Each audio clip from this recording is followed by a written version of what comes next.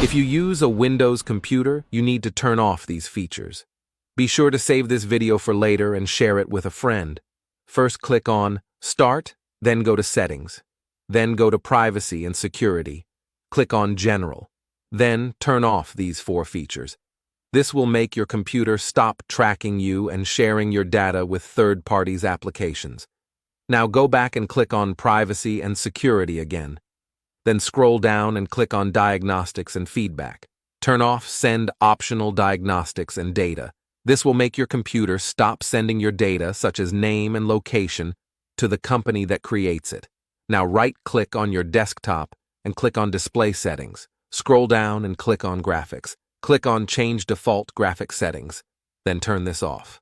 This should save you some battery life, most especially if you don't play video games on your PC. If you haven't already, be sure to follow us for more.